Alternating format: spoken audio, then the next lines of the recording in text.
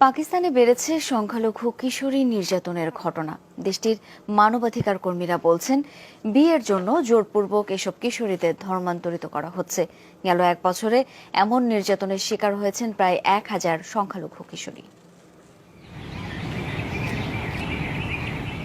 পাকিস্তানি কিশোরী নেহা নিজ মুখে জানালেন কতটা ভয়ঙ্কর নির্যাতন চালানো হয়েছে তার উপর। জোর করে বিয়ের পর ধর্মান্তরিত করা হয়।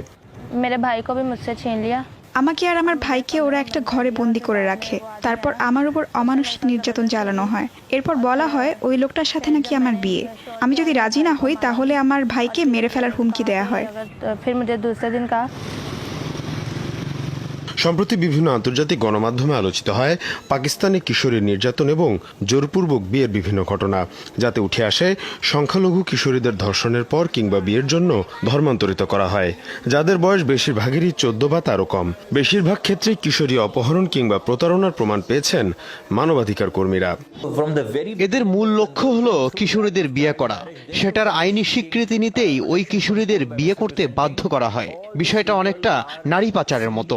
বড় সিন্ডিকেট রয়েছে এর পেছনে।